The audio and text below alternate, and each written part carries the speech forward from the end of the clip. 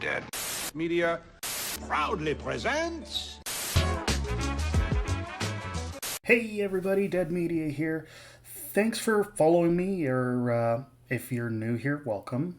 So this is a re-upload of the first video that I did about the various rules I was going to follow in the series. And yeah, most of that's not true anymore. At least some of that's not true anymore. I'd have to go through my scripting or something to find out what's not true anymore. Some of those rules don't apply, is the point that we're making here. However, rather than just skip re-uploading this video entirely, I know that some people actually appreciated the fact that I broke down how the Motion Picture Association's rating system worked. They liked that I did that, and it's a useful resource to have. So that's largely why I'm re-uploading this, because I don't want to do it again. Anyways, so that's why it's here, and enjoy. Hello everyone, Dead Media here. Welcome to my show, where I get to tell you what I think of various movies. Now let's talk about the rules of my reviews. The first rule of Fight Club is, you do not talk about Fight Club. First off, for any of my shows, I'm not out here to influence your opinion on a movie. Everyone is entitled to their own, whether it jives with mine or it doesn't. I'm just here to present my opinion. If you agree, great. If not, I'd be interested to hear why in the comments section below. Great minds think for themselves. Secondly, and this one is just for me, for saving popcorn, I'm only going to cover movies that are in the theaters or brand new streaming exclusives at the time of the review. I'm not about to go and change what series a review belongs to every time it drops out of the theaters, but I'm also not going to cover anything that already has a DVD or Blu-ray out on this show. That's even if the movie is still in the theaters at the time. No soup for you! My second show, Couch Kernels, will be where I get to talk about any and every movie I want, as long as it isn't in theaters or brand new as a streaming exclusive. The biggest, most important rule in the Couch Kernels series, though, is that I'm not going to engage in any form of revisionist history. I will be watching it without a thought towards the change in public opinion between the original release date and now. If we go back and edit anything we, as a society, find distasteful now, where do we stop? Now that isn't to say I disagree with the changing opinions, because I don't. I'm just not about to let it affect how I view a movie. Unpopped is going to be a series of shorts. It might be attached to one of the others or exist on its own, but for now that's TBD. What it will be me assigning some viewing homework to other folks on this channel, and then interviewing them with one or more weird or confusing questions that relate to the movie or movies I've had them watch. It should be fun, but also maybe a bit educational. Useless trivia type information, but educational. Next, for all shows, I'm going to try and keep the foul language and suggestive material in my reviews within the appropriate level of the movie I'm reviewing. Now I'm from Canada, so some of the ratings I refer to may not make any sense to our American neighbors, or the European crowd. I'm sorry, Europe, I have no idea how your system works. Also, since we get kind of a horrible hybrid monster of rating systems where I'm at, that person at the work.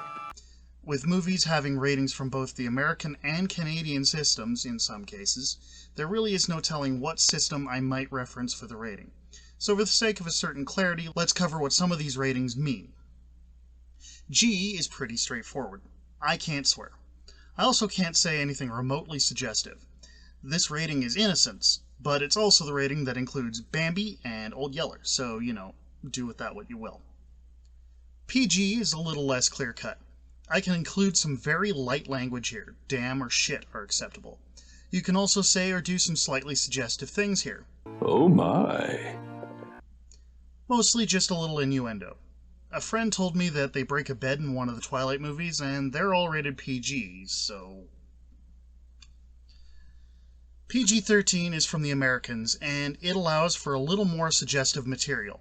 I'm gonna knock it up another notch! It also allows me to say the word fuck. But only once.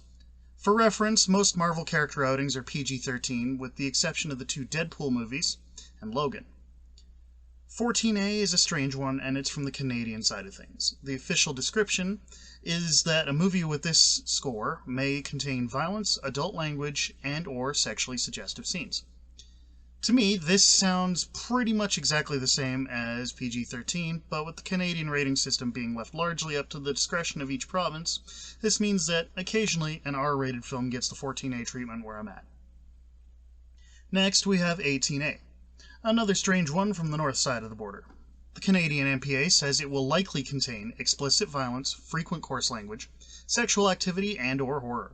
This is where language seems to kind of top out. Anything rated any higher is usually for reasons of violence or sexuality. Violence in movies and sex on TV. And finally, the R rating.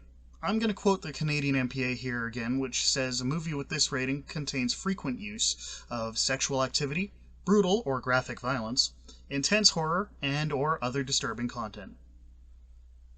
I likely won't do anything too disturbing at any point. I should say that I'm not likely to cover anything under the two other ratings of NC-17 and X for various reasons. NC-17 is a ratings cancer for most films, as some theater chains refuse to carry anything with that rating. We might cover one of the more well-known NC-17 films, A Clockwork Orange, at some point, but we'll see. And X,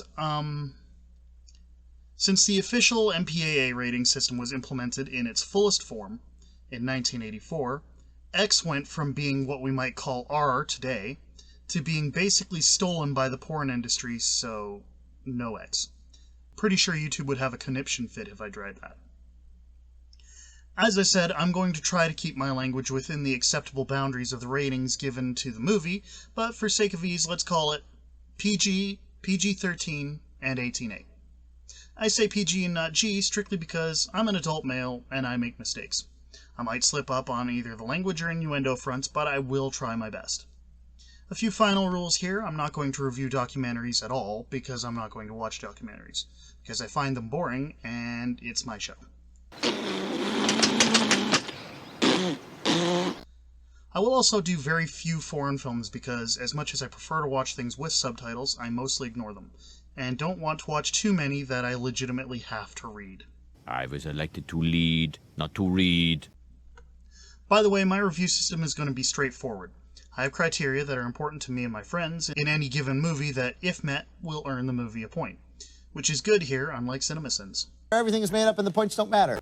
Bonus points are available, but I might just keep those as secret criteria until the time comes to award them. Of course, I would be interested to hear your suggestions for movies you'd like me to watch in the comments below. Maybe I'll go see it. Maybe I'll say something. Maybe not. If I don't, take it up with that guy. One final thing here. Let's have a little fun with this. I want to play a game. On my TV screen over here is a still from a movie or TV series. I will show one on this video and one on the next video that I upload. Both from the same movie or TV series. I wonder if anyone can guess it. You have 2 videos to do so. Whether you do or not, I will give the answer on the next video after that. And I will share a still for a new movie or TV series, starting the process over again. Okay? Okay. I am so confused. Anyway, guys and gals, that's the rules for my show, as well as a full breakdown of what each rating means in a basic sense. I look forward to doing more with Saving Popcorn and its sisters. That sounded naughty. And I will explain the criteria for a movie earning points when it comes time to award them. It's a secret to everybody. So have a good one, and get out there and support your local theater, both stage and cinema. Those folks work hard. Bye!